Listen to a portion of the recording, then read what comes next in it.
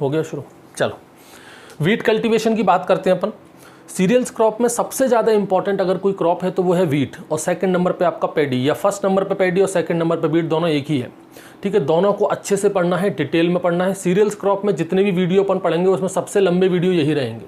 इनकी लेंथ कम से कम 60 मिनट तक, 1 घंटे का वीडियो रहेगा, और पैडी का भी कम से कम 1 घंटे का वीडियो बनेगा। उसके बाद अपना थर्ड मोस्ट इंपॉर्टेंट मेज है, वो भी काफ़ी इंपॉर्टेंट है लेकिन उसको थर्ड पर रखा है अपन ने। फिर उसके बाद सॉरगम है, अपना बारले है, बाजरा है, कुछ इंपॉर्टेंट और भी हैं लेकिन सबसे ज़्यादा इंपॉर्टेंस ये रखते हैं। तो इसको थोड़ा अपन अच्छे से पढ़ेंगे, डिटेल में पढ़ेंगे। तो शुरू करें इसका जनरल इंट्रोडक्शन से। कुछ कॉमन बातें जो आप सब लोग पहले से समझते हैं, पहले से जानते हैं, जैसे कि बॉटनिकल नेम की बात की जाए तो वो है ट्रिटिकम एस्टिवम। देखो यहाँ पर स्पीसीज तो बहुत सारी हैं इसकी, लेकिन फिर भी हम बात किसकी करते हैं, ट्रिटिकम एस्टिवम की। क्यों कर रहे हैं ट्रिटिकम एस्टिवम की बात, क्योंकि सबसे ज़्यादा कल्टीवेशन गेहूं में अगर किसी स्पीसीज़ का होता है तो वो यही है, ट्रिटिकम एस्टिवम। इसके अलावा और भी हैं, उन सभी स्पीसीज़ के बारे में अपन बात करेंगे, लेकिन अगर आपको एक चुनना पड़े, क्वेश्चन अगर आपसे पूछा जाए एग्जाम में कि बॉटनिकल नेम क्या है गेहूं का, तो फिर आंसर आप ट्रिटिकम एस्टिवम ही देना उसका। फैमिली हम सभी समझते हैं, क्या है इसकी फैमिली, ग्रेमिनी, इसको हम लोग पोएसी भी कहते हैं, नया नाम क्या है इसका, Poaceae. Chromosome number, chromosome number species के अकॉर्डिंग चेंज होंगे। 3 प्रकार की स्पीसीज होती हैं, 3 टाइप्स ऑफ स्पीसीज होती हैं गेहूं के अंदर। कौन कौन सी, एक हेक्साप्लॉइड होती है, टेट्राप्लॉइड होती है और डिप्लॉइड होती है, और तीनों के अंदर अलग अलग क्रोमोसोम होते हैं। लेकिन फिलहाल के लिए अभी आप याद रखो 2n = 42। ये जो 42 मैंने बताया है ये हेक्साप्लॉइड का है। किसका है, हेक्साप्लॉइड का। चाहो तो अब इसी के आगे लिख ही लो। एक होता है 2n = 28, ये आपका होता है टेट्राप्लॉइड का। ये किस स्पीसीज का है, टेट्राप्लॉइड का। और एक होता है 2n = 14, ये है आपके डिप्लॉइड का। क्लियर। तो आप सबसे ज़्यादा इंपॉर्टेंट इसको देना, 2n = 42। अगर आपसे एक पूछा जाए तो आप इसी को आंसर लगाओगे, 2n = 42, जो कि हेक्साप्लॉइड में है। ये जो हमने बात की थी ना ट्रिटिकम एस्टिवम, ये हेक्साप्लॉइड ही है। सबसे ज़्यादा कल्टीवेशन ट्रिटिकम एस्टिवम का ही होता है, इसी हेक्साप्लॉइड का होता है। इसके बारे में अपन पढ़ेंगे थोड़ा सा देर में। तो ट्रिटिकम एस्टिवम आप बॉटनिकल नेम चुनोगे और क्रोमोसोम नंबर आप 42 चुनोगे। अब ये 2n इसको आप 6x भी कह सकते हो। ये 2n बराबर किसके है, 6x के, यानी कि 6x = 42। यहाँ पर आप लिख सकते हो 4x = 42, और यहाँ पर तो आपका 2n का हो या 2x का हो, दोनों एक ही बात है। ये n और x में क्या अंतर है, इसको मैं आपको जेनेटिक्स वाले पार्ट में बिल्कुल अच्छे से समझा दूंगा। अब बात करते हैं ओरिजिन की। ओरिजिन है इसका साउथ वेस्ट एशिया। ध्यान रहे कॉम्पिटिटिव एग्जाम के पर्पज से आपको यही याद करना है, इस पर क्वेश्चन आ चुका है, मोस्ट इंपॉर्टेंट है साउथ वेस्ट एशिया। बहुत सारे बच्चे राइस के साथ कंफ्यूज होते हैं, राइस का होता है साउथ ईस्ट एशिया। वेस्ट और ईस्ट में कंफ्यूज मत होना, राइस के केस में ईस्ट आता है और गेहूं के केस में वेस्ट आता है। तो साउथ वेस्ट एशिया गेहूं का है। इसके अलावा ये साउथ वेस्ट एशिया आपका बकव्हीट का भी है, चने का भी है। वहीं अगर हम साउथ ईस्ट एशिया की बात करें, जो कि पैडी का है, अपने धान का है, चाय राइस का है, इसके अलावा वो शुगर केन का भी है, साउथ ईस्ट एशिया। लेकिन ये कौन सा है, साउथ वेस्ट एशिया। तो गेहूं का कौन सा है आपका, साउथ वेस्ट एशिया। इसमें इस पर कंफ्यूज मत होना, ये वेस्ट शब्द याद रखना, W for waste, W for wheat, ऐसा याद रख लेना। बात कर लेते हैं अपन कुछ मैक्सिमम एरिया और प्रोडक्शन की। पूरे वर्ल्ड लेवल पर अगर अपन बात करें तो गेहूं का सबसे अधिक उत्पादन चाइना करता है, लेकिन सबसे ज़्यादा एरिया अपने इंडिया के पास है। ठीक, तो एरिया के मामले में नंबर 1 पे कौन है, इंडिया है। इंडिया फर्स्ट है, सबसे ज़्यादा एरिया किसके पास है, गेहूं के प्रोडक्शन के लिए इंडिया के पास है। लेकिन प्रोडक्शन करता कौन है, चाइना। प्रोडक्शन में आगे कौन है, चाइना है। ये बात यहाँ पे याद रखना, पहले नंबर पे याद रखो जो भी है। ठीक है, तो एरिया के हिसाब से इंडिया आगे है, लेकिन प्रोडक्शन के हिसाब से चाइना आगे है। अब इंडिया के अंदर बात कर लें कि इंडिया के अंदर गेहूं का उत्पादन सबसे ज़्यादा कहाँ होता है, तो गेहूं का उत्पादन सबसे ज़्यादा वहीं होगा जहाँ उसका एरिया होगा। ऑन देखो यहाँ पर एक चीज़ और याद रखना, कंफ्यूज मत होना इसमें। कुछ 1-2 क्रॉप ही ऐसी हैं जहाँ पर एरिया और प्रोडक्शन अलग अलग स्टेट का है, नहीं तो ऑलमोस्ट जिस स्टेट के पास, जिस राज्य के पास एरिया ज़्यादा है, उसी राज्य के पास उसका प्रोडक्शन भी ज़्यादा है। ऑब्वियसली जो जितने ज़्यादा एरिया में कल्टीवेशन करेगा, जितने ज़्यादा एरिया में खेती करेगा, उसका उत्पादन भी उतना ही ज़्यादा होगा। तो यहाँ पर गेहूँ की अगर हम बात करें तो उत्तर प्रदेश जो है वो फर्स्ट नंबर पे आता है एरिया में और प्रोडक्शन में भी। गेहूं का सबसे ज़्यादा उत्पादन उत्तर प्रदेश में होता है और सबसे ज़्यादा एरिया भी उत्तर प्रदेश में ही है। अभी हाल ही में चलाता है कि मध्य प्रदेश ने सबसे ज़्यादा उत्पादन कर लिया है, लेकिन वो ऑफिशियल है, अखबारों में चल रहा है, सब जगह चल रहा है। लेकिन अभी भी अपन मानेंगे कि इसको यूपी को ही मानेंगे, क्योंकि कॉम्पिटिटिव एग्जाम में अगर पूछा जाए तो आप यूपी ही लगाओगे उसको। और प्रोडक्टिविटी की बात करें तो वो आपकी पंजाब की है, पंजाब की है। प्रोडक्टिविटी से आप समझते हो, प्रोडक्टिविटी का मतलब होता है 1 हेक्टेयर में कितना उत्पादन दे पा रहे हो। ये जो क्षमता है कि 1 हेक्टेयर में, ये जो कैपेसिटी है कि 1 हेक्टेयर में आप कितना प्रोडक्शन कर सकते हो, ये सबसे ज़्यादा किसके पास है? पंजाब के पास। यहाँ पर प्रति हेक्टेयर, ये क्या लिखा है मैंने, यहाँ पर हेक्टेयर जो है प्रोडक्शन बहुत ज़्यादा है, केजी पर हेक्टेयर के हिसाब से मापते हैं यहाँ पर, या क्विंटल पर हेक्टेयर ले लो, जो भी आप लेना चाहो, पर हेक्टेयर के हिसाब से प्रोडक्टिविटी को मापा जाता है। नेक्स्ट पार्ट करें जनरल इंट्रोडक्शन की। देखो ये काफ़ी इंपॉर्टेंट पार्ट है इसका। गेहूं जो है वो एक C3 प्लांट है। इसके अलावा गेहूं आपका लॉन्ग डे प्लांट है। इसके अलावा गेहूं एक सेल्फ पॉलिनेटेड भी प्लांट है। अब ये तीनों चीज़ों को थोड़ा थोड़ा सा आप देख लो। हालांकि ये सब चीज़ें अपन अलग अलग पढ़ेंगे। ये C3 वाली चीज़ें आप प्लांट फिजियोलॉजी में पढ़ोगे, ये भी आप प्लांट फिजियोलॉजी में पढ़ोगे, ये आप प्लांट ब्रीडिंग में पढ़ोगे। पर मैं थोड़ा सा आपको यहाँ बता देता हूँ ये C3 का क्या मतलब हुआ। एक प्रोसेस होती है फोटोसिंथेसिस, आप सभी लोगों ने इसका नाम सुना होगा, और इसको डिटेल में हम लोग बात करेंगे प्लांट फिजियोलॉजी वाले चैप्टर में। ये जो फोटोसिंथेसिस होती है ना, ये इसमें 2 रिएक्शन होती हैं। एक होती है लाइट रिएक्शन और एक होती है डार्क रिएक्शन। ये जो लाइट रिएक्शन होती है ना, इसमें सूरज की रोशनी को कैप्चर किया जाता है। सनलाइट जो होती है इसको कैप्चर करता है। कौन कैप्चर करता है? Chlorophyll pigment. और इस सूरज की रोशनी को कन्वर्ट कर देता है किसमें? ATP में और NADPH2 में। फिर ये जो NADPH2 है इसका यूज़ होता है डार्क रिएक्शन में। यहाँ पर कार्बन डाइऑक्साइड का प्रयोग किया जाता है और उसको कन्वर्ट कर दिया जाता है ग्लूकोज में, जो कि फोटोसिंथेसिस का मेन प्रोडक्ट होता है। तो यहाँ पर ये जो कार्बन डाइऑक्साइड यूज़ हो रहा है ना, ये कार्बन डाइऑक्साइड को यूज़ करने के 2 तरीके होते हैं यहाँ पर, मतलब 2 तरह की साइकिल भी होती है यहाँ पर। एक साइकिल होती है C3 साइकिल और एक होती है C4 साइकिल। अब ये C3 C4 क्या है, इसको अच्छे से अपन प्लांट फिजियोलॉजी में समझेंगे। अभी के लिए इतना समझो कि जिस प्लांट के अंदर C3 साइकिल होती है उसको C3 प्लांट कह देते हैं, और जिसके अंदर C4 साइकिल होती है उसे C4 प्लांट कह देते हैं। तो गेहूं के अंदर जब फोटोसिंथेसिस होता है और कार्बन डाइऑक्साइड का जब फिक्सेशन होता है, इस कार्बन डाइऑक्साइड का यूज़ करके और इस ATP NADPH2 का यूज़ करके जो साइकिल चलती है उस साइकिल को C3 प्लांट कहते हैं। इनका नाम C3 C4 इसलिए पड़ा क्योंकि जो सबसे पहला प्रोडक्ट बनता है उसके अंदर 3 कार्बन है। जैसे C3 के अंदर सबसे पहला प्रोडक्ट बनता है PGA, फॉस्फोग्लिसरिक एसिड, उसके अंदर 3 कार्बन होते हैं इसलिए उसको C3 साइकिल कह देते हैं। वहाँ पर ऑक्जेलो एसिटिक एसिड बनता है, उसमें 4 कार्बन होते हैं इसलिए उसको C4 साइकिल कह देते हैं। तो वो बाद में अपन अच्छे से पढ़ेंगे। तो गेहूं के अंदर क्या होता है? C3 साइकिल होती है इसलिए इसको C3 प्लांट कहते हैं। लॉन्ग डे प्लांट की हम बात करें, फोटोपेरिडिज्म एक फिनोमेना होता है। देखो हर एक प्लांट के अंदर जब फ्लावरिंग होती है, फूल जब बनते हैं ना उसके अंदर, तो वो दिन के समय पर निर्भर करता है। जैसे अपन को पता है 24 घंटे में से अपन यूजुअली क्या देखते हैं कि 12 घंटे का दिन होता है और 12 घंटे की रात होती है। 12 घंटे का डे टाइम है और 12 घंटे का नाइट का टाइम है।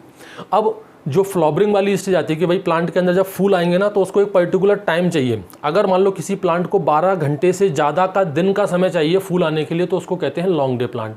अगर किसी प्लांट को 12 घंटे से कम का समय चाहिए, दिन का समय, मैं रात की बात नहीं कर रहा हूँ, दिन का समय कम घंटे का चाहिए, 12 घंटे से कम का चाहिए तो उसे कहेंगे शॉर्ट डे प्लांट। और एक होती है जिनको 12 घंटे या 14 घंटे का कोई फर्क ही नहीं पड़ता, चाहे दिन 12 घंटे का हो चाहे दिन आपका 5 घंटे का हो, उनको कहते हैं डे न्यूट्रल प्लांट। ठीक है, और इस फिनोमेना को कहते हैं फोटोपेरियोडिज्म। इसको भी अपन अच्छे से पढ़ेंगे, बस अभी आप थोड़ा सा ये सुन लो। तो गेहूं जो है वो कैसा है आपका लॉन्ग डे प्लांट है। इसको फ्लावरिंग के लिए 12 घंटे से ज़्यादा का दिन का समय चाहिए, इसलिए किस में आता है? लॉन्ग डे प्लांट में आता है। या एक और ट्रिक आप याद रखो कि जितने भी रबी क्रॉप वाली फसलें हैं, जितनी भी रबी क्रॉप वाली फसलें हैं वो सब आती हैं लॉन्ग डे में, और जितनी भी खरीफ वाली है वो सब आती हैं शॉर्ट डे में। केवल डे न्यूट्रल वाले एग्जाम्पल याद कर लेना, वो अलग है। उसमें अपना एक तो सनफ्लावर आ जाता है सबसे इंपॉर्टेंट। ठीक, अब आ जाओ सेल्फ पॉलिनेटेड प्लांट को भी अपन अच्छे से पढ़ेंगे प्लांट ब्रीडिंग के अंदर के सेल्फ पॉलिनेशन क्या होता है, क्रॉस पॉलिनेशन क्या होता है। यहाँ पर मैं आपको छोटा सा एक एग्जांपल देता हूँ। जैसे कि ये रहा एक फ्लावर का डायग्राम, आप लोगों ने इससे पहले कभी देखा होगा। ये इसका क्या है? मेल पार्ट है और ये इसका है फीमेल पार्ट। ये मैंने एक बाइसेक्सुअल फ्लावर बनाया। बाइसेक्सुअल फ्लावर का मतलब होता है जिसके अंदर मेल और फीमेल दोनों हों। अब देखो सेल्फ पॉलिनेशन क्रॉस पॉलिनेशन क्या होता है। ये मेल पार्ट क्या बनाएगा? पॉलन ग्रेन बनाएगा, मेल गैमीट जिसको अपन पॉलन बोलते हैं। ये पॉलन उड़कर पानी की मदद से, इंसेक्ट की मदद से जब अपने ही फ्लावर पर आ जाएं और अपने ही फीमेल पार्ट के साथ फर्टिलाइज कर जाएं तो उसे कहते हैं सेल्फ पॉलिनेशन। और अगर ये पॉलन ग्रेन यहाँ से किसी दूसरे प्लांट के किसी भी दूसरे फ्लावर पर चले जाएं जिसका जीन अलग होना चाहिए, उस प्लांट का जीन अलग होना चाहिए, और उसके गैमीट के साथ उसके फीमेल के साथ फ्यूज़ कर जाएं तो उसको इसको कहते हैं क्रॉस पॉलिनेशन। और एक कैटेगरी होती है ऑफन क्रॉस पॉलिनेशन। होता क्या है, जितनी भी सेल्फ पॉलिनेटेड वैरायटी होती है, जितनी भी सेल्फ पॉलिनेटेड स्पीसीज होती हैं, उनके अंदर 95%, 95% तो सेल्फ पॉलिनेशन होता ही है। 95% तो सेल्फ पॉलिनेशन होता है। ये किस में? सेल्फ पॉलिनेटेड वेराइटीज़ में। लेकिन 5% उनके अंदर क्रॉस पॉलिनेशन भी कभी कभी हो जाता है। अगर वो 5% की लिमिट 30% तक पहुंच जाए, अगर वो 5% की लिमिट 30% तक पहुंच जाए, मतलब वो प्लांट एक तरह से मिक्सअप टाइप का हो गया, उसके अंदर 70% सेल्फ पॉलिनेशन हो रहा है, 30% क्रॉस हो रहा है, तो उसको क्या कहेंगे? उसको कह देते हैं ऑफन क्रॉस पॉलिनेटेड, जिसमें अपना पिजन पी आता है, अरहर जिसको अपन कहते हैं, जिसमें अपना कॉटन आता है। काफ़ी इंपॉर्टेंट एग्जाम्पल है। तो अभी के लिए आप बस खाली इतना रखो कि गेहूँ क्या है? आपका एक सेल्फ पॉलिनेटेड प्लांट है। इनफ्लोरोसेंस की बात करें, इनफ्लोरोसेंस का मतलब होता है फ्लावरिंग पार्ट। जो फ्लावरिंग पोर्शन होता है उसको कहते हैं इनफ्लोरोसेंस। हर एक क्रॉप का अलग अलग इनफ्लोरोसेंस होता है, अलग अलग टाइप होता है। जैसे गेहूं की अगर हम बात करें तो देखो, गेहूं के अंदर आप ये जो देख रहे हो ना, ये वाला जो पार्ट है, इसको क्या कहते हैं? यही तो है इसका इनफ्लोरोसेंस। यही इसका क्या है? इनफ्लोरोसेंस। तो इसके इनफ्लोरोसेंस को क्या बोलते हैं? इसके इनफ्लोरोसेंस को बोलते हैं ईयर, या फिर इसको बोल सकते हैं आप स्पाइक, या फिर इसको बोल सकते हो आप year head, HEAD, year head. तो जो फ्लावरिंग पार्ट होता है, जहाँ पर बालियाँ आती हैं, जहाँ पर स्पाइक बनती है, जहाँ पर ग्रेन फॉर्मेशन होता है, उसी को बोलते हैं क्या? इनफ्लोरोसेंस। तो गेहूं की इनफ्लोरोसेंस को क्या कहते हैं अपन? स्पाइक। स्पाइक कह सकते हो, ईयर भी कह सकते हो, ईयर हेड भी कह सकते हो। ठीक। टेस्ट वेट, इसको समझो आप। टेस्ट वेट का मतलब क्या होता है? 1000 दानों का वजन। दो चीज़ें यहाँ पर होती हैं, एक होता है टेस्ट वेट, ठीक, और एक होता है सीड इंडेक्स। दोनों में क्या फ़र्क है? जिन फसलों के दाने छोटे होते हैं, जिन फसलों के ग्रेन सीड जो होते हैं वो छोटे साइज के होंगे, वहाँ पर टेस्ट वेट काउंट किया जाता है। टेस्ट वेट का मतलब हो गया 1000 सीड का वजन, 1000 सीड वेट। और सीड इंडेक्स होता है 100 सीड वेट। और सीड इंडेक्स यूज़ किया जाता है उन फसलों के लिए जिनका सीड का साइज़ काफ़ी बड़ा हो। जिनके सीड का साइज़ काफ़ी बड़ा हो, वहाँ पर सीड इंडेक्स काउंट करेंगे कि भाई 100 दानों का वजन कितना है। जिनके सीड का साइज़ छोटा होता है, वहाँ पर टेस्ट वेट माना जाता है। टेस्ट वेट मतलब 1000 दानों का वजन। तो गेहूँ का साइज़, गेहूँ के जो सीड का साइज़ होता है वो छोटा होता है, इसलिए उसमें टेस्ट वेट काउंट करते हैं। और इसका टेस्ट वेट होता है 40 ग्राम। मोस्ट इंपॉर्टेंट यहाँ से क्वेश्चन आ चुका है। इसके साथ साथ एक क्वेश्चन और आता है, फेलेरिस माइनर का टेस्ट वेट पूछ लेते हैं। अब ये फेलेरिस माइनर कौन है? ये खरपतवार है, एक वीड है जो गेहूं का काफ़ी मोस्ट इंपॉर्टेंट वीड है। अपने इंडिया के अंदर जो सबसे ज़्यादा हर्बिसाइड यूज़ होता है ना, वो है आइसोप्रोटोरियन। और ये आइसोप्रोटोरियन जो है ना, वो इसी को मारने के लिए यूज़ किया जाता है। इतना ज़्यादा खतरनाक है ये। एक तरह से बिल्कुल मिमिक्री वीड है। आप इनिशियल स्टेज में, शुरुआत जब आपकी फसल 15-20 दिन की होती है ना, उस टाइम पर तो आप पहचान भी नहीं पाओगे कि फेलेरिस माइनर कौन सा है और गेहूं कौन सा है। आपके फील्ड में जो होगा, गेहूं के फील्ड में ही लगा होगा, लेकिन आप पहचान नहीं सकते। बिल्कुल सेम टू सेम नज़र आता है गेहूं जैसा ही। ये क्या? Phalaris minor. इसको बहुत सारे नाम है। इसको हिंदी में गेहूं का मामा, गुल्ली डंडा भी कहते हैं। ये गेहूं का एसोसिएट वीड है, सैटेलाइट वीड है, मिमिक्री वीड है। ये अभी अपन पढ़ेंगे वीड साइट्स, वो अपने वीड मैनेजमेंट में। तो इसका भी पूछ लेते हैं कि इसके जो सीड बनते हैं उनके 1000 दानों का वजन कितना है। तो इसका टेस्ट वेट भी पूछ लेते हैं। तो फेलेरिस माइनर का टेस्ट वेट जो है बहुत कम है, और वो है केवल 2 ग्राम। इसको भी आप याद रखना, ये भी इंपॉर्टेंट है, यहाँ से भी क्वेश्चन आ चुका है। ड्वार्फिंग जीन की बात करें, वो है आपका नॉरिंग 10। अब ये नॉरिंग 10 क्या चीज़ है, ये मैं आपको अभी लास्ट में बताऊंगा वीडियो को अच्छे से डिटेल में। अभी के लिए बस इतना देख लो। अब आ जाओ स्पीसीज़ पर। तो मैंने बताया था आपकी 3 स्पीसीज़ इसके अंदर होती हैं। कितनी स्पीसीज़ होती हैं? 3। कौन कौन सी? एक तो है हेक्साप्लॉइड, एक तो है टेट्राप्लॉइड, ठीक, और तीसरी है डिप्लॉइड। 3 स्पीसीज़ हैं इसकी। 3 स्पीसीज़ के बारे में देखो कौन कौन सी हैं। सबसे पहले हेक्साप्लॉइड में क्रोमोसोम नंबर कितने होंगे? ये देखो, यहाँ पर हेक्सा का मतलब क्या है? 6 सेट हैं। टेट्रा का मतलब क्या है? 4 सेट हैं। डिप्लॉइड का मतलब क्या है? 2 सेट है। किसके? क्रोमोसोम के। देखो यहाँ पर क्रोमोसोम नंबर कितना होगा आपका? 2n, यहाँ पर लिखता हूँ ऊपर, 2n = 42, या फिर इसको लिख सकते हैं आप 6x = 42।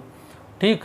तो यहाँ पर हेक्साप्लॉइड का क्या मतलब है? यहाँ पर 3 प्रकार की स्पीसीज़ होती हैं। 3 अलग अलग प्रकार की स्पीसीज़ के क्रोमोसोम एक ही प्लांट के अंदर होते हैं। इनका जो जीनोम होता है वो capital A, capital A, capital B, capital B, capital D, capital D। ये देखो, मतलब 7 क्रोमोसोम इसके होते हैं, 7 क्रोमोसोम इसके होते हैं, 7 इसके होते हैं, 7 इसके होते हैं, 7 इसके होते हैं, और 7 इसके होते हैं। टोटल कर लो कितने हो रहे हैं 42। 3 स्पीसीज़ हैं, ये अलग है, ये अलग है, ये अलग है, ठीक है। और ये हमने नहीं बनाया, ये भगवान ने हमको बना के दिया। ये कुदरत का करिश्मा है कि हम हेक्साप्लॉइड वीट आज हमारे पास है।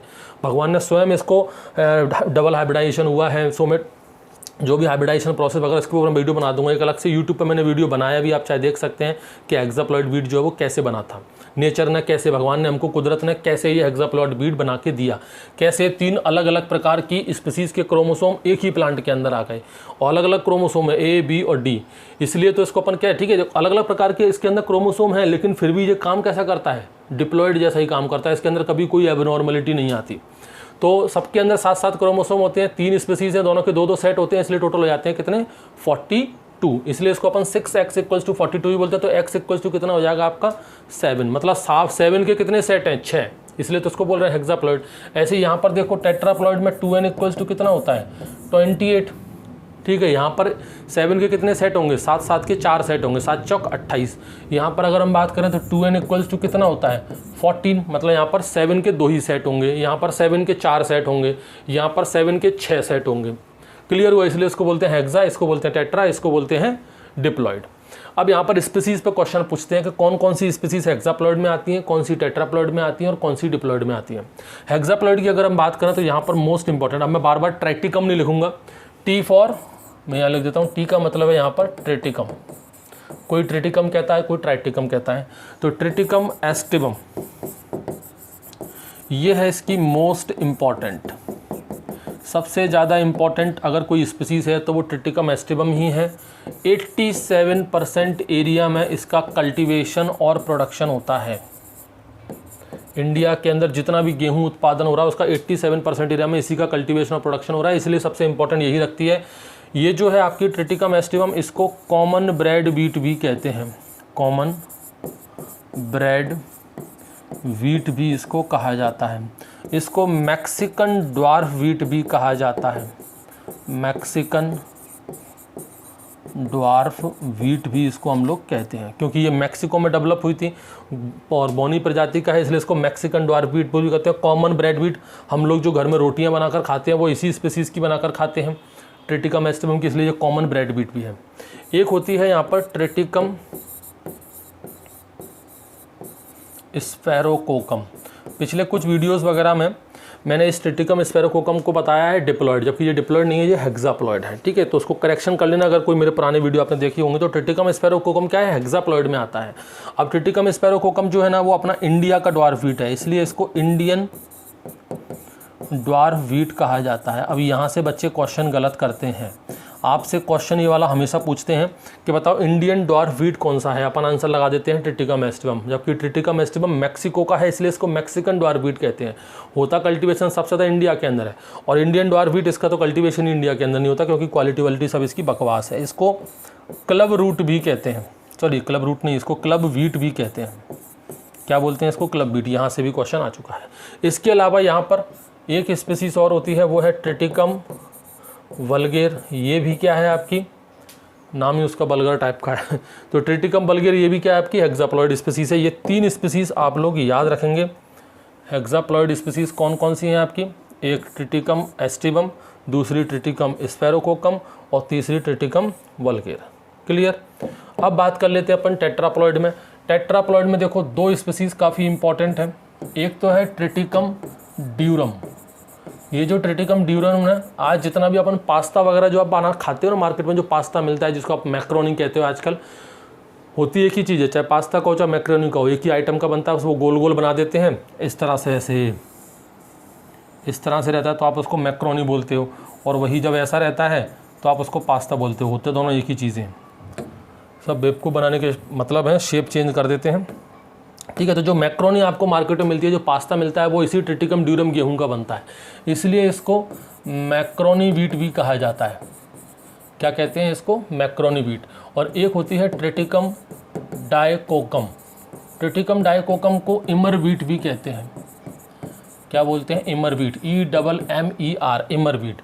दोनों ही इंपॉर्टेंट हैं। ट्रिटिकम देखो ये अपना 87% में था, बाकी की बचे अपना 12% एरिया में इसका कल्टीवेशन होता है ट्रिटिकम ड्यूरम का, क्योंकि इसका भी काफ़ी अच्छा कल्टीवेशन होता है, काफ़ी किसान भी इसका कल्टीवेशन करते हैं। दलिया वगैरह जो बनता है ना, अपन दलिया खाते हैं, वो भी इसी का बनता है। आपके मालवा रीजन में, आपके राजस्थान रीजन में जो बाटी बनती है, दाल बाटी जिसको कहते हैं ना, बाटी के लिए जो सबसे अच्छा आटा माना जाता है वो भी इसी ड्यूरम का माना जाता है। ट्रिटिकम डाइकोकम ये उपमा बनाने में यूज़ होता है। अपने बेसिकली इसके कल्टीवेशन जो है वो साउथ इंडिया में ही बस रेस्ट्रिक्टेड है, केवल वहीं पर इसका कल्टीवेशन होता है और 1% एरिया में इसका कल्टीवेशन होता है, इसलिए ये भी इंपॉर्टेंट है। उपमा वगैरह जो बनता है वो इसी ट्रिटिकम डाइकोकम का बनता है। फिर आपका जो डिप्लॉयड में बस आप एक ही याद रखो, वो है ट्रिटिकम मोनोकोकम। इसको इनकॉर्न वीट भी कहते हैं,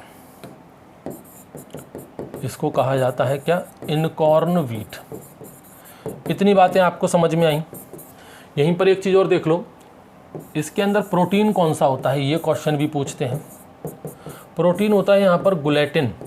कौन सा प्रोटीन होता है, गुलेटिन, और ये होता है 8 से 10%। ये गुलेटिन प्रोटीन पर क्वेश्चन ये पूछा था कि इसका काम क्या है। ये गुलेटिन प्रोटीन जो है वो ब्रेड मेकिंग क्वालिटी को डिसाइड करता है। Bread making quality, bread making quality से क्या मतलब है, आप जो रोटियां बनाते हो गेहूं की, आपने देखा होगा गेहूं का जो आटा जब आप मारते हो पानी डालकर तो वो काफ़ी अच्छा लचीला आटा लगता है। वो किसकी वजह से लगता है, गुलेटिन की वजह से। ये गुलेटिन ही तो उसको इलास्टिसिटी देता है। ये जो लचीलापन जब आता है आटा बनाने में, वो किसकी वजह से आता है, गुलेटिन की वजह से। आप कभी भी देखना, आप बेसन ले लेना, बेसन जो है आपका, बेसन जो आपके इसको चने को पीस कर बनाते हैं अपन, उसका कभी आटा लगाना वो इतना लचीला नहीं बनेगा। आप बाजरे का आटा लगाना इतना लचीला नहीं बनेगा। आप मक्के का आटा लगाना उतना लचीला, उतना इसमें इलास्टिसिटी नहीं आती है। वो इलास्टिसिटी सिर्फ गेहूँ में अच्छी मानी जाती है, और गेहूँ के अंदर अच्छी होती है क्योंकि उसके अंदर गुलेटिन होता है, जिसकी वजह से रोटियाँ काफ़ी अच्छी बनती हैं। तो ब्रेड मेकिंग क्वालिटी के लिए बहुत अच्छा होता है। इंडिया के अंदर इसके कंटेंट को बढ़ाने की बहुत कोशिश की जा रही है कि जितना ज़्यादा अच्छा गुलेटिन कंटेंट की मात्रा जितनी ज़्यादा होगी, रोटियां उतनी ही अच्छी बनेंगी। तो ये भी काफ़ी इंपॉर्टेंट है कि कौन सा प्रोटीन गेहूं के अंदर पाया जाता है, तो वह गुलेटिन मात्रा है उसकी 8 से 10%, और ये ब्रेड मेकिंग क्वालिटी के लिए बहुत अच्छा होता है, रोटी बनाने की जो क्वालिटी है उसके लिए। अब बात करते हैं रूट, स्टेम और लीफ की। इसमें स्टेम का कोई ऐसा इंपॉर्टेंस नहीं है, लीफ और रूट सबसे ज़्यादा इंपॉर्टेंट है। सबसे पहले अपन यहाँ पर रूट की बात कर लेते हैं कि रूट में क्या है। देखिए, आपने एक सीड बो दिया, ये रहा वो सीड। अब इस सीड में से दो चीज़ें निकलती हैं, एक नीचे की तरफ, एक ऊपर की तरफ। ये जो नीचे वाला पार्ट होता है ना, इसको कहते हैं रेडिकल। इसको क्या कहते हैं, रेडिकल। रेडिकल क्या बनाता है, रूट बनाता है। ऊपर वाला जो पार्ट होता है इसको कहते हैं प्लम्यूल, और ये प्लम्यूल क्या बनाता है, ये शूट बनाता है। मतलब ऊपर वाला जो हिस्सा है वो प्लम्यूल से बनेगा, नीचे वाला हिस्सा जो है वो रेडिकल से बनेगा। तो देखो यहाँ पर क्या होता है, तो ये जो आपका ये रहा मान लो आपका सीड, ठीक है। तो इससे ये जो रूट बन रही है ये होती है आपकी प्राइमरी रूट। ये कौन सी रूट है, प्राइमरी रूट है। और ये टेम्परेरी होती है, मतलब परमानेंट रूट नहीं होती, कुछ समय बाद ये मर जाती है, इसका कोई यूज़ नहीं है ज़्यादा। तो कब मर जाएगी ये, 20 से 25 दिन बाद इसका काम ख़त्म।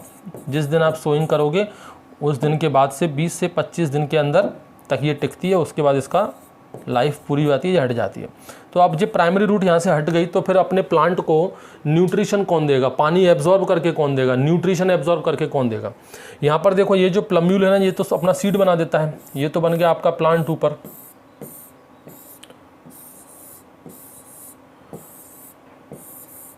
ठीक है, ये बन गया आपका प्लांट।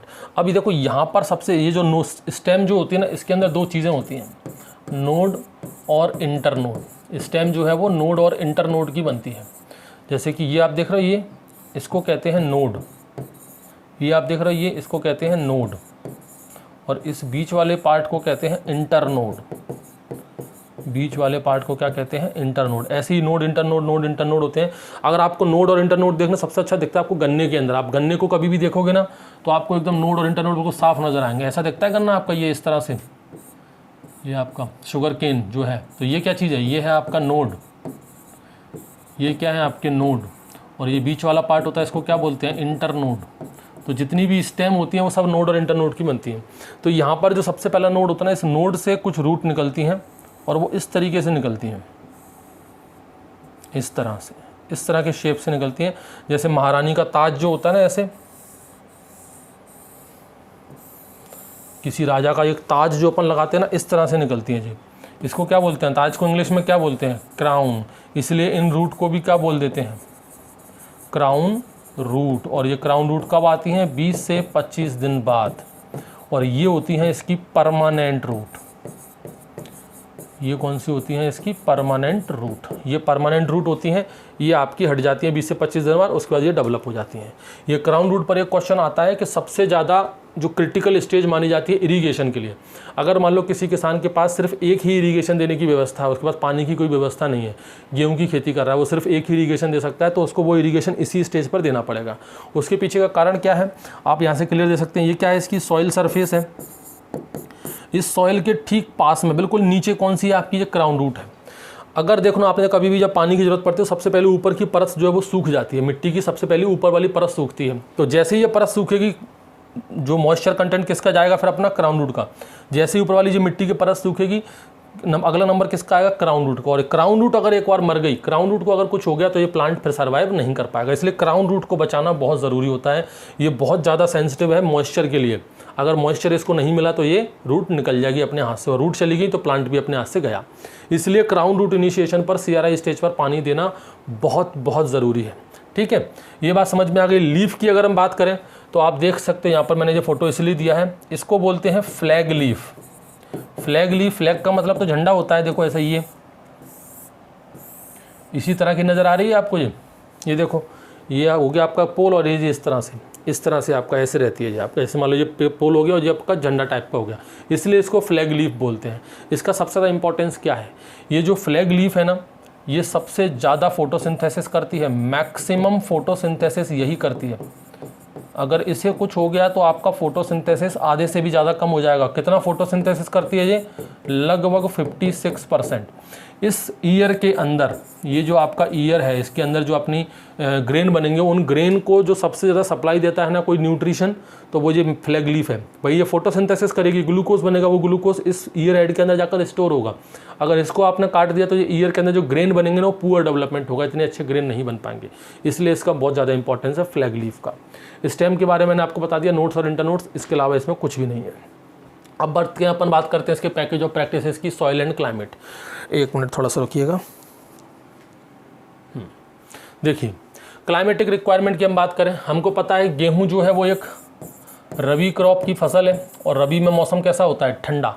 गेहूं को चाहिए कोल्ड क्लाइमेट। गेहूं को कैसा क्लाइमेट चाहिए, कोल्ड। इसके अलावा चाहिए ड्राई। ध्यान रखना, ड्राई से मतलब है यहाँ पर ह्यूमिडिटी नहीं होनी चाहिए। ह्यूमिडिटी का मतलब मौसम में नमी। अपने एटमॉस्फेयर की हवा में पानी की कमी जब बढ़ जाती है, सॉरी पानी जब ज़्यादा हो जाता है तो ह्यूमिडिटी हो जाती है। इसको हिंदी में कहते हैं उमस, चिपचिपापन आता है। अभी गर्मियों के मौसम में देखना आप कैसी उमस पड़ेगी। ठीक है, तो इसको कैसा चाहिए, ड्राई चाहिए। वहीं अगर हम पैडी की बात करते हैं तो उसका ठीक अपोजिट। पैडी को कब लगाते हैं अपन, खरीफ सीजन में, जून जुलाई में। उस वक्त उसको उमस बहुत चाहिए। आप कभी जाना, कभी कहीं अगर पैडी का अगर फील्ड अभी लगेगा, तो आप किसी फील्ड के पास जाना जहाँ पर धान लगी हो। आप ज़्यादा देर खड़े नहीं हो सकते, पसीना पसीना हो जाओगे पूरी तरह से, इतनी ज़्यादा ह्यूमिडिटी होती है वहाँ पर। तो सबसे ज़्यादा ह्यूमिडिटी, हाई ह्यूमिडिटी लगती है किसको, पैडी को। तो वहाँ पर जस्ट अपोजिट, वहाँ पर हॉट एंड ह्यूमिड क्लाइमेट चाहिए। यहाँ पर कोल्ड एंड ड्राई क्लाइमेट चाहिए। किसमें, गेहूं में कोल्ड एंड ड्राई, ठंडा मौसम और सूखा मौसम, ह्यूमिडिटी नहीं होनी चाहिए। वहीं चावल की बात करें तो उनको गर्म मौसम और ह्यूमिडिटी वाला, जिसमें ह्यूमिडिटी उमस ज़्यादा हो, तो इसको चाहिए cold and dry climate. Optimum temperature की बात करें, ये इंपॉर्टेंट है, 20 से लेकर 25 डिग्री सेल्सियस टेम्परेचर की इसको ज़रूरत पड़ती है। इस रेंज में टेम्परेचर होना चाहिए। जर्मिनेशन के लिए 20 डिग्री सेल्सियस टेम्परेचर चाहिए। ये डाटा मैं आपको बता रहा हूँ, आप यही डाटा याद करना, किसी और बुक पे जाने के चक्कर में मत पड़ना। जर्मिनेशन के लिए कितना चाहिए, 20 डिग्री सेल्सियस।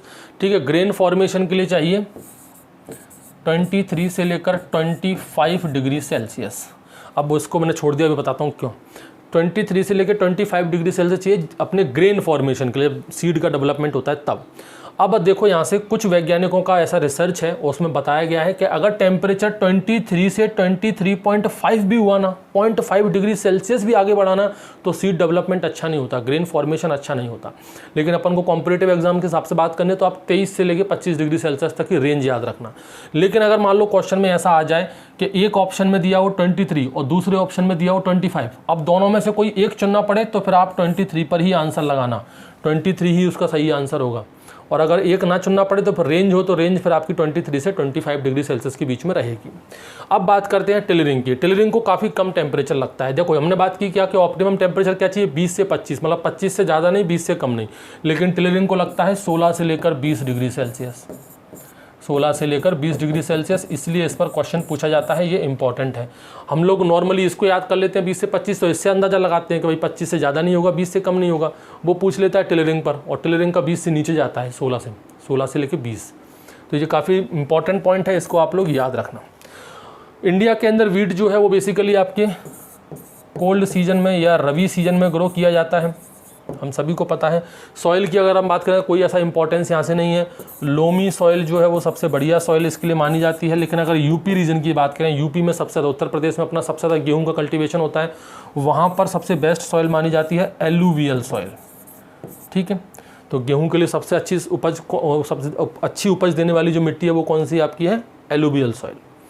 अब बात करते हैं अपन फील्ड प्रिपरेशन और मेथड ऑफ सोइंग। कहीं से कोई क्वेश्चन यहाँ से अभी तक ना पूछा गया और ना कभी पूछा जाएगा। फील्ड प्रिपरेशन में कुछ भी नहीं है, ऑलमोस्ट सभी क्रॉप के लिए एक जैसा ही फील्ड प्रिपरेशन है। लेकिन कुछ क्रॉप हैं जिनको छोड़ दिया जाए, जैसे बाजरा है उसके अंदर फाइन सीड बेड चाहिए, आपका चना है उसके लिए रफ सीड बेड चाहिए, तो उसके बारे में आपको बताऊंगा। ऑलमोस्ट अपन क्या करते हैं भाई, समर सीजन में जब गर्मियों का मौसम आता है तो हर 2 से 3 साल में अपन एक बार डीप प्लोइंग करते हैं। समर सीजन में क्या करते हैं, हर 2 से 3 साल में एक बार आपको डीप प्लोइंग करनी चाहिए। किससे करनी चाहिए, MB प्लाऊ से। ठीक, उसके बाद आप यहाँ पर 2 से 3 बार कल्टीवेटर चलाएं, 2 से 3 बार कल्टीवेटर चलाएं। उसके बाद आप फील्ड को कर दें लेवल। अगर आपको मैन्योर वगैरह डालना हो तो आप यहाँ पर FYM डाल सकते हैं, 10 से 12 टन पर हेक्टेयर। आप यहाँ पर FYM का भी यूज़ कर सकते हैं। कोई क्वेश्चन नहीं पूछा गया, बता रहा हूँ सिर्फ आपकी नॉलेज के लिए। फील्ड प्रिपरेशन हो गया। मेथड ऑफ सोइंग पर भी कोई क्वेश्चन अभी तक नहीं पूछे गए हैं, क्योंकि पूछने लायक क्वेश्चन है भी नहीं कुछ ऐसे। कई तरीके से कर सकते हो। एक तो जो कॉमन है वो है आपका ब्रॉडकास्टिंग। आजकल तो करना ही बंद कर दिया लोगों ने ब्रॉडकास्टिंग से। अगर किसान थोड़ा बहुत भी जागरूक है तो अब ब्रॉडकास्टिंग से सोइंग नहीं करता। इसके अलावा यहाँ पर एक है आपका ट्रांसप्लांटिंग। ये मोस्ट इंपॉर्टेंट मेथड अब नया डेवलप हुआ है, जैसे अपना राइस में डेवलप हुआ है ना, सिस्टम ऑफ राइस इंटेंसिफिकेशन, ऐसे ही मस्टर्ड में भी डेवलप हो चुका है सिस्टम ऑफ मस्टर्ड इंटेंसिफिकेशन। ऐसे ही गेहूं के अंदर भी डेवलप हो चुका है सिस्टम ऑफ व्हीट इंटेंसिफिकेशन। लेकिन इतना ज़्यादा अभी चलन में नहीं आया। जैसे राइस में SRI बहुत ज़्यादा पॉपुलर हुआ है, ऐसे यहाँ पर ये जो है अपना है SWI, system of wheat intensification, ये इतना भी फेमस नहीं हुआ है, लेकिन मेथड तो आ चुका है। इसके अलावा यहाँ पर है डिबलिंग मेथड। डिबलिंग मेथड देखो इसमें क्या होता है, जितने भी रिसर्च स्टेशन हैं, जितने भी अपने रिसर्च स्टेशन हैं आपके, जितने भी रिसर्च इंस्टीट्यूट हैं, वहाँ पर इसी मेथड से सोइंग की जाती है। यहाँ पर सीड ड्रिल वगैरह का कम यूज़ करते हैं। अगर आपको ट्रायल वगैरह डालनी हो, मान लो आप जैसे थीसिस वाले बच्चे हो गए, उनको ट्रायल वगैरह करनी हो, तो वो डिबलिंग मेथड से करें। डिबलिंग मेथड का मतलब होता है एक एक करके हम अपने हाथों से ही एक एक करके सीड को बो रहे हैं, उसको कहते हैं डिबलिंग मेथड। और डिबलिंग मेथड में क्या करते हैं अपन, प्लांट टू प्लांट डिस्टेंस और रो टू रो डिस्टेंस बिल्कुल अच्छे से मेंटेन हो जाती है। तो वो तो अभी बाद में पढ़ लेंगे, इसको यहाँ मत रखो, ठीक है। तो डिबलिंग मेथड हो गया। उसके बाद एक सबसे ज़्यादा कॉमन है सीड ड्रिल। सीड ड्रिल ये मोस्ट कॉमन है। आज ज़्यादातर किसान, ऑलमोस्ट सभी किसान किसका यूज़ करते हैं, सीड ड्रिल का यूज़ करते हैं। ये मोस्ट कॉमन मेथड है। इसमें से कहीं से कोई क्वेश्चन नहीं आने वाला, आपकी जानकारी के लिए बस इसको रख लो। अब है सबसे इंपॉर्टेंट पार्ट, यहाँ से क्वेश्चन आते हैं। सबसे पहले अपन बात कर लेते हैं सोइंग टाइम की। देखो सोइंग टाइम में क्या है, गेहूं की अगर आपको सही सोइंग टाइम करनी है तो 15 नवंबर तक आप सोइंग कर दो, या फिर बोल सकते हो फर्स्ट फोर्टनाइट ऑफ नवंबर।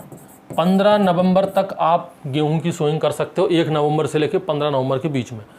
ज़्यादा लेट जाओगे तो फिर आप दिसंबर तक कर सकते हो, लेकिन वो नहीं। आप अगर पर्टिकुलर टाइम की अगर हम बात करें, टाइमली सोइंग की बात करें, तो वो यही है। फोर्टनाइट समझते हो ना, फोर्टनाइट का मतलब होता है 14 डेज, 14 दिन का एक फोर्टनाइट होता है। मतलब एक महीने में 2 फोर्टनाइट आते हैं।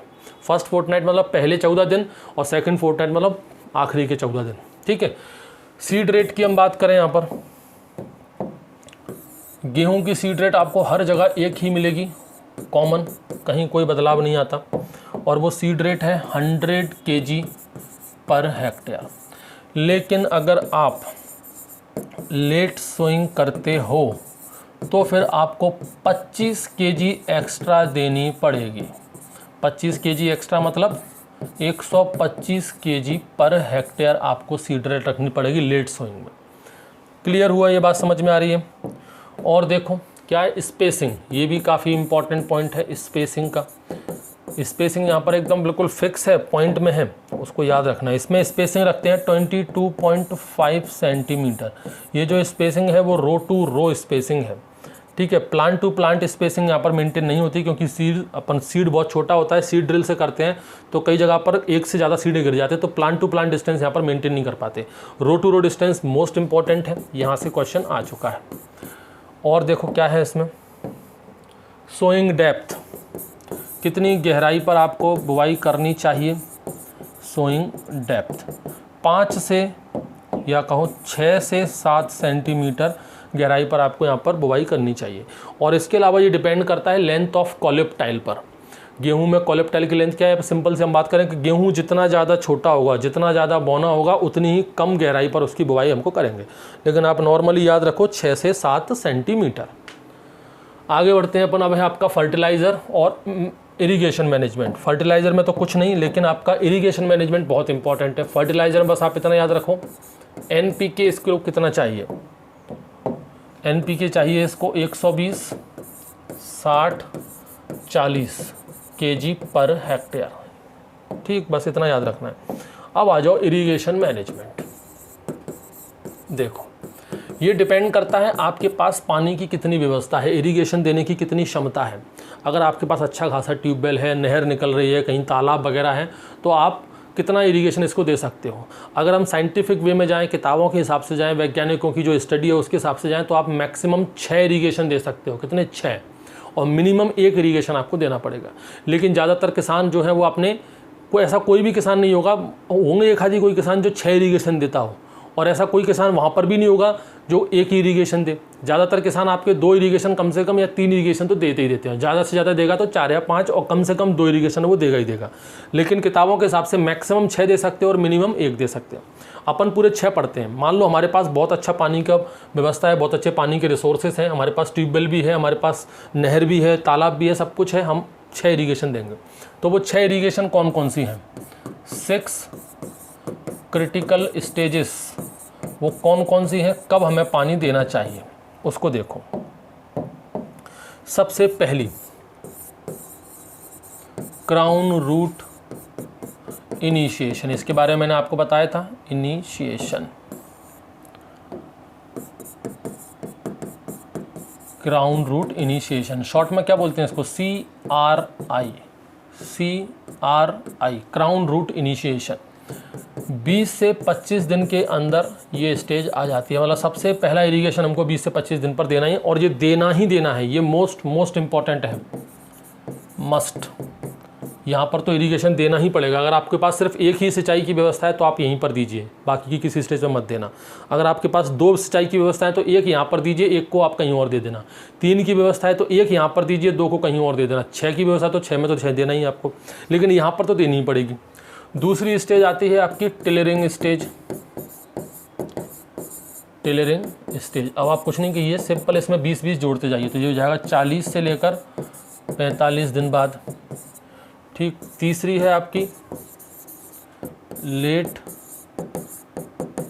जॉइनिंग स्टेज, इसमें भी 20 जोड़ दीजिए, सॉरी, ये हो जाएगा आपका 60 से लेकर 65 दिन बाद। फिर उसके बाद है आपकी फ्लावरिंग स्टेज। फ्लावरिंग स्टेज है अपनी 80 से लेकर 95 दिन, यहाँ से थोड़ा सा गणित बिगड़ जाता है। उसके बाद 5वीं स्टेज है अपनी मिल्किंग स्टेज।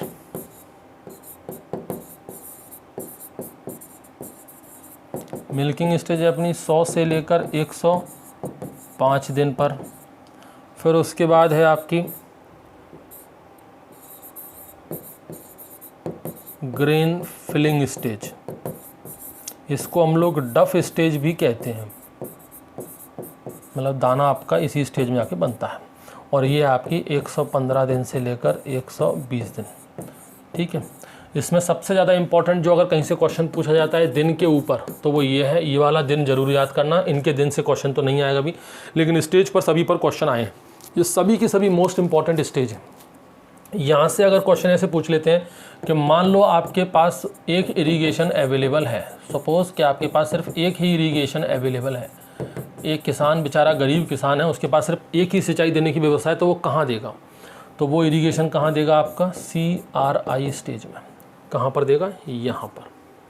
अब अगर मान लो उस किसान के पास 2 इरीगेशन देने की व्यवस्था है, वो 2 इरीगेशन दे सकता है, तो फिर उसको इरीगेशन कहाँ देना चाहिए? पहला तो देना चाहिए CRI पर, और दूसरा देना चाहिए उसको फिर 1 2 3 फ्लावरिंग स्टेज पर। दूसरा उसको देना चाहिए कहाँ पर? फ्लावरिंग स्टेज पर। और अगर मान लो उसके पास 3 इरीगेशन है, तो मान लो उसके पास 3 इरीगेशन, 3 सिंचाई देने की व्यवस्था है, तो फिर पहला तो आपको CRI देना ही देना है। अब अल्टरनेट चलो, पहला CRI दूसरा छोड़ दो, अब सीधे आ जाओ लेट जॉइनिंग पर।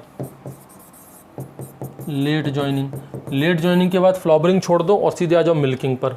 तो तीसरा हो जाएगा क्या? यहाँ पर मिल्किंग। ये आप लोग थोड़ा सा इसको समझ लेना। क्लियर हुआ? इस तरह के क्वेश्चंस भी बन जाते हैं। और पूछ लेते हैं कि बताओ इस दौरान जब अपन इरीगेशन वगैरह ये सब कुछ दिया है, तो इसमें टोटल वाटर रिक्वायरमेंट कितनी लग गई, कितना पानी लगा? इससे भी पूछ लेते हैं। टोटल वाटर रिक्वायरमेंट यहाँ पर लगती है 45 से लेकर 65 सेंटीमीटर। याद रहेगा, इसको याद रखना। इरीगेशन मेथड पे पूछ लेते हैं कि सबसे अच्छा इरीगेशन मेथड कौन सा है यहाँ पर? तो सबसे अच्छा इरीगेशन मेथड यहाँ पर border strip method. Border strip method. जब इरीगेशन आएगा तब मैं इसको और अच्छे से बता दूंगा डायग्राम के साथ कैसा क्या होता है। ये तो इरीगेशन की बात हो गई। अब आ जाओ वीड मैनेजमेंट। देखो 3-4 तरह के वीड हैं, जैसे सीधे सीधे क्वेश्चन पूछ लेते हैं कि बताओ गेहूं के अंदर ऑब्जेक्शनेबल वीड कौन सा है। अब आप कहोगे सर ऑब्जेक्शनेबल वीड क्या है, तो इसके लिए आप इंतजार करो, जब वीड का चैप्टर आएगा तो उसमें अच्छे से समझाऊंगा मैं। ऑब्जेक्शनेबल वीड क्या होता है, कौन सा है आपका? वो है आपका कॉनवॉल्वुलस आर्वेंसिस। कॉनवॉल्वुलस आर्वेंसिस, इसको हिंदी में हिरनखुरी भी कहते हैं। फोटो के साथ बताऊंगा मैं आपको सारी चीज़ें जब वीड वाला पार्ट पढ़ेंगे, अभी बस खाली इतना याद कर लेना आप लोग। पूछ लेते हैं बताओ गेहूं का हॉरिबल वीड कौन सा है। गेहूं का हॉरिबल वीड कौन सा है, तो वो है आपका सोरगम हेल्पिंस। पूछ लेते हैं बताओ गेहूं का सैटेलाइट वीड कौन सा है। ये सब शब्द समझाऊंगा मैं आपको, हॉरिबल वीड क्या होता है, सैटेलाइट वीड क्या होता है, ऑब्जेक्शनेबल वीड क्या होता है। तो सैटेलाइट वीड है आपका फैलरिस माइनर और एविना फटुआ। नाम कैसा है इसका, एविना फटुआ। ठीक। एक पूछा जाता है आपका, बताओ गेहूं के अंदर एसोसिएट वीड कौन सा है। गेहूं के अंदर एसोसिएट वीड तो एक तो फैलरिस माइनर ही है, ठीक है, दूसरा आपका एविना फटुआ है, और तीसरा है आपका यहाँ पर चीनोपोडियम अल्बम, बथुआ जिसको अपन बोलते हैं, चीनोपोडियम अल्बम। ठीक है, तो एक तो यही हो गया, दूसरा ये हो गया, और तीसरा ये, 3 ये हो गए। एक पूछ लेते हैं कि बताओ इसका मिमिक्री वीड कौन सा है। गेहूं का मिमिक्री वीड जो बिल्कुल गेहूं जैसी नकल करता है, तो वो है आपका ये फैलरिस माइनर। ये ही सबसे ज़्यादा इम्पॉर्टेंट वीड है इसका, फैलरिस माइनर। इनको कंट्रोल कैसे किया जाए, कंट्रोल करने के लिए आप यहाँ पर 2,4-D का प्रयोग कर सकते हो। 2,4-D वीड का, वीडीसाइड का आप उपयोग करें। ये 2,4-D वीडीसाइड है ना, वो सब चौड़ी पत्ती वालों के लिए है, ब्रॉड लीफ के लिए है। लेकिन प्रॉब्लम ये है कि ये जो फैलरिस माइनर है ना, ये नैरो लीफ वाला है, इसकी पत्तियां सक्रिय हैं, तो इसके लिए हमको अलग खरपतवार यूज़ करना पड़ता है। और वो खरपतवार कौन सा है, वो मैंने आपको बताया था अभी पहले इसी में ही, आइसोप्रोट्यूरॉन। ये आइसोप्रोट्यूरॉन इतना ज़्यादा यूज़ है कि अपने इंडिया के अंदर सबसे ज़्यादा किसी खरपतवार का, किसी वीडीसाइड का अगर यूज़ होता है तो आइसोप्रोट्यूरॉन का ही होता है। पंजाब और हरियाणा के अंदर बात सुनो आप, क्या हुआ है पंजाब और हरियाणा में, तो क्या चक्कर हुआ है पंजाब और हरियाणा, यहाँ पर आइसोप्रोट्यूरॉन का इतना ज़्यादा यूज़ हुआ है, इतना ज़्यादा यूज़ किया है कि ये जो फैलरिस माइनर है ये ढीट हो गया, इसको कोई फर्क ही नहीं पड़ता। पंजाब और हरियाणा में लोगों किसानों ने इतना आइसोप्रोट्यूरॉन डाला इसको मारने के लिए कि ये हो गया रेजिस्टेंट। जैसे बच्चों को मारते हैं ना, बच्चों ने मार मार के ढीट कर देते हैं, नहीं जाऊँगा स्कूल, चाहे मार लो पीट लो कुछ भी कर लो। आजकल बच्चे बहुत ढीट हो गए, मैं भी बचपन में था, सभी होते थे, ऐसे ये ढीट हो गया है, किसानों ने इतना आइसोप्रोटोन डाला है कि अब फेलेरिस माइनर को कोई फर्क ही नहीं पड़ता, ऐसे खड़ा हो तो गेहूँ मारो, डालो कितना डालोगे, कोई मतलब नहीं है उसको। तो अब ऐसी कंडीशन में बड़ी समस्या है कि अब आइसोप्रोटोन का तो काम ही नहीं कर रहा। तो एक क्वेश्चन पूछ लेते कि पंजाब और हरियाणा में आइसोप्रोटोन की जगह पर अपन क्या यूज़ करने लगे हैं। तो वहाँ पर एक नया यूज़ किया जाता है, वो है आपका सल्फ्यूरॉन। क्या यूज़ करते हैं? सल्फोसल्फ्यूरॉन। ये पंजाब और हरियाणा में यूज़ हो रहा है इस फेलेरिस माइनर को कंट्रोल करने के लिए, क्योंकि वहाँ पर आइसोप्रोटोन का तो कोई काम ही नहीं आ रहा। ये वीड मैनेजमेंट हो गया। अब देख लो हार्वेस्टिंग यील्ड और स्टोरेज, कहीं से कोई लेना देना नहीं है। 20 से लेकर 25% मॉइस्चर कंटेंट जब आपका हो ग्रेन के अंदर, तब तो आप कर लो हार्वेस्टिंग। बेसिकली अपन मार्च के लास्ट वीक में या अप्रैल के सेकंड लास्ट वीक तक हार्वेस्टिंग ऑलमोस्ट हो जाती है, जैसे अभी चली रही है। अभी बहुत सी जगह पर अभी हार्वेस्टिंग स्टार्ट हो गई होगी और थोड़े बाद आने वाली होगी। स्टोरेज की अगर हम बात करें, 12% मॉइस्चर कंटेंट पर, ये मॉइस्चर कंटेंट किसका है? सीड की बात कर रहा हूँ मैं। बीज के अंदर जब 12% मॉइस्चर कंटेंट हो तब उसे आप स्टोर कर सकते हो। यील्ड की अगर हम बात करें, उपज, तो आजकल तो ऐसी वैरायटी है जो 60 70 कुंटल प्रति हेक्टेयर दे रही हैं, लेकिन ऑन एन एवरेज अगर हम बात करें तो 40 से 45 कुंटल पर हेक्टेयर ये इसकी उपज है। तीनों में से बस खाली एक यही इंपॉर्टेंट है, यहीं से क्वेश्चन पूछा जाता है कि गेहूं को स्टोर करने के लिए उसका मॉइस्चर कंटेंट कितना रखना पड़ता है? 12%। और देख लो इंपॉर्टेंट वैरायटीज़, ये है सबसे ज़्यादा इंपॉर्टेंट। सबसे पहले तो यहाँ पर एक चीज़ रट लो आप, एक क्वेश्चन सीधे पूछते हैं कि ट्रिपल जीन ड्वार्फ वैरायटी कौन सी है? ट्रिपल जीन ड्वार्फ वैरायटी का मतलब है वो वैरायटी जिसके अंदर 3 जीन है ड्वार्फिंग के लिए, छोटे के, मतलब वो बहुत ज़्यादा छोटी वैरायटी है ड्वार्फ वैरायटी। तो वो है आपकी, एक है हीरा, मोती, लाल बहादुर, ये कुछ इंपॉर्टेंट वैरायटी है। अब देखो सबसे ज़्यादा क्वेश्चन जो पूछे जाते हैं ना, वो एक पूछा जाता है प्राइमरी इंट्रोड्यूस्ड वैरायटी पर इंडिया के अंदर, और एक पूछी जाती है आपकी सेकेंडरी इंट्रोड्यूस्ड वैरायटी पर, प्राइमरी इंट्रोड्यूस्ड वैरायटी पर, और एक पूछा जाता है सेकेंडरी इंट्रोड्यूस्ड वैरायटी पर। देखो समझो प्राइमरी इंट्रोड्यूस्ड, उसको मैं अच्छे से और बताऊंगा आपको, अभी तो अपन ये भी पढ़ेंगे ड्वार्फिंग जीन के बारे में। देखो ये मैप थोड़ा सा मैं आपको बताऊं, ड्वार्फिंग जीन भी देख लो।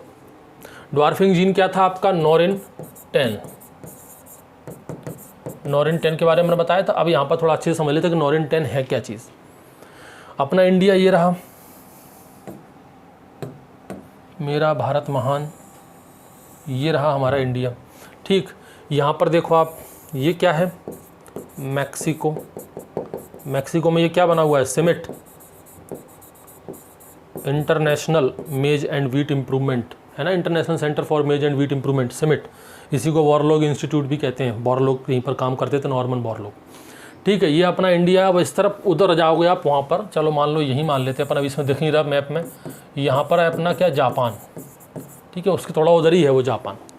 अब देखो जापान में, ये काफ़ी पुरानी बात है, जापान में 2 ड्वार्फ वैरायटी थी। पूरे इंडिया में कहीं पर भी ड्वार्फ वैरायटी, आपको पता है ग्रीन रिवॉल्यूशन से पहले, यानी कि 1964-65 से पहले अपनी इंडिया के अंदर सबकी सब लॉन्ग वैरायटी हुआ करती थी। गेहूं की इतनी टॉल वैरायटी, इतनी बड़ी बड़ी, मुझसे भी बड़ी बड़ी वैरायटी, आप मतलब गेहूं के फील्ड में चले जाओ तो आप दिखोगे नहीं, इतनी टॉल वैरायटी चलती थी पहले इंडिया के अंदर, या किस पूरे देश में कहीं पर भी बोनी प्रजातियां थी। आज अपन देखते हैं गेहूं का पौधा कितना छोटा होता है, इतना अपने घुटनों जितना छोटे छोटे पौधे होते हैं, उपज भी अच्छी देते हैं। तो इंडिया और बाकी किसी भी कंट्री में छोटी प्रजाति वाली गेहूं थी नहीं। जापान के अंदर 2 वैरायटी थी, और एक का नाम था अकाकोमुगी और एक का नाम था दरुमा। आप कहोगे ये कैसा नाम है? अब भाई जापान है तो जापान वाले ऐसा ही नाम रखेंगे, अकाकोमुगी और दरुमा, राम और श्याम तो रखेंगे नहीं। तो एक थी अकाकोमुगी और एक थे दरुमा। नाम थोड़ा प्रोनाउंसिएशन में बड़ा अजीब सा है, अकाकोमुगी और दरुमा। आपको बस सुनो कहानी, नोट डाउन करने की जरूरत नहीं है। नॉरिन 10 पे आएंगे तब नोट डाउन कर लेना। तो अकाकोमुगी और दरुमा कहाँ पर थी? जापान में। अकाकोमुगी चली गई कहाँ? इटली में। इटली के जो प्लांट ब्रीडर थे, वैज्ञानिक थे, वो अकाकोमुगी को ले गए इटली में। वहाँ पर उस अकाकोमुगी की मदद से उन्होंने ड्वार्फ वैरायटी बनाई। आज भी इटली के अंदर जो बोनी प्रजाति के गेहूँ है ना, वो अकाकोमुगी की वजह से। एक बची थी कौन सी? दरुमा, जो जापान में ही रह गई। अब उस दरुमा का क्रॉस कराया था एक यूएस की हाई यील्डिंग वैरायटी थी, फुल्ज, FULTZ, फुल्ज। लिखना हो तो लिख लो, नहीं तो कोई मतलब नहीं है। उसके साथ जब क्रॉस कराया तो एक नई वैरायटी बनी, शिरो दरुमा, उसका नाम रख दिया। फिर वो जो शिरो दरुमा वैरायटी बनी ना, उसका क्रॉस कराया था टर्की। लिख ही लो यार, देखो चलो पहले तो कहानी सुनो फिर लिखते हैं। फिर कौन सी एक उसका क्रॉस कराया सिरोधर्मा का, किसके साथ, टर्की के साथ। फिर टर्की के साथ जब क्रॉस कराया तब बनी आपकी नॉरिन 10। तो नॉरिन 10 वैरायटी कब बनी थी आपकी, 1934 में। देखो नॉरिन 10 कैसे बना, बात कहाँ की है, जापान की। जापान में 2 वैरायटी, अकाको मुगी और एक वैरायटी थी दरुमा। ये अकाको मुगी चली गई कहाँ, इटली में। वहाँ पर आज जितनी भी गेहूं की वैरायटी वगैरह बन रही हैं वो सब किसकी देन है, इसी अकाको मुगी की देन है। अब ये जो शिरो दरुमा है, सॉरी ये जो दरुमा है, इस दरुमा का क्रॉस कराया था अमेरिका की एक वैरायटी थी फुल्ज, FULTZ फुल्ज। इससे बनी थी कौन सी, शिरो दरुमा। इससे एक वैरायटी बनी शिरो दरुमा। फिर ये जो शिरो दरुमा है इसका क्रॉस कराया US की एक और वैरायटी थी, हाई यील्डिंग वैरायटी थी टर्की, उसका क्रॉस कराया तो यहाँ पर बन गया ये आपका नॉरिन 10। ये नॉरिन 10 वैरायटी बनी। अब ये जो नॉरिन 10 वैरायटी थी ना, इसकी उपज वगैरह कोई ऐसी खास नहीं थी, बस इसके अंदर ड्वार्फिंग जीन था। ये वैरायटी कैसी थी, बोनी थी, काफ़ी छोटी वैरायटी थी, बहुत छोटे छोटे पौधे थे। ठीक है, यहाँ तक कहानी समझ में आई। ये लगभग 1934 की बात है। 1934 में ये वैरायटी जापान के अंदर बनके तैयार हो गई थी। कई किताबों में आपको 1936 भी मिल जाएगा। कॉम्पिटिटिव एग्जाम, कॉम्पिटिटिव वाली किताबों में तो ये डिटेल आपको मिलेगी नहीं, इसके लिए आपको टेक्स्ट बुक पढ़नी पड़ेंगी अच्छे अच्छे लेवल वाली। अब देखो क्या हुआ, वो जापान अपना उधर रहा, ये अपना अमेरिका। सेकेंड वर्ल्ड वॉर का टाइम आ गया था 1942 के टाइम पर। ये अमेरिका ने इसके ऊपर बम छोड़ दिए थे हिरोशिमा और नागासाकी पर। 2 अपना फैट बॉय और लिटिल बॉय करके 2 बम थे, एटम बम थे, वो छोड़ दिए। जापान ने कर दिया सरेंडर। जापान ने जब सरेंडर किया तो अमेरिका की पूरी सेना कहाँ पर थी, जापान के अंदर थी।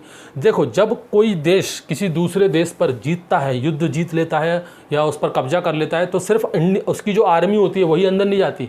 आर्मी के साथ बहुत सारे साइंटिस्ट, बहुत सारे एक्सपर्ट होते हैं, वो भी उस देश के अंदर जाते हैं।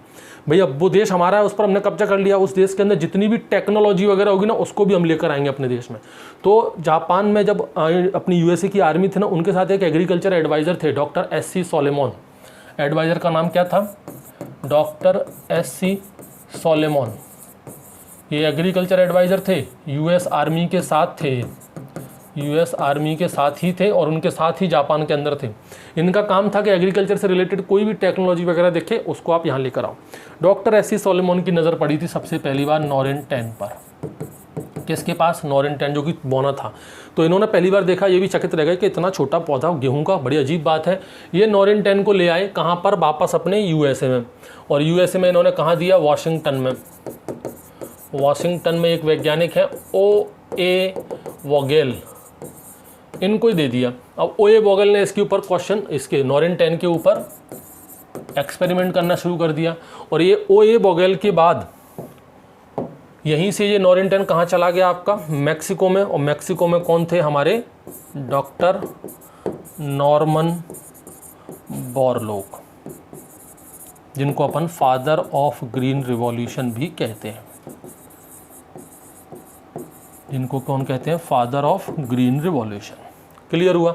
यानी कि ये नॉरिन 10 कहाँ आ गई आपकी, अब मैक्सिको में आ चुकी, जिसको अपन अब सिमिट के नाम से जानते हैं आजकल। ठीक है, यहाँ पर नॉर्मन बोरलॉग ने इस नॉरिन 10 के प्रयोग से कुछ वैरायटी बनाई, जैसे कि इन्होंने बनाई सोनारा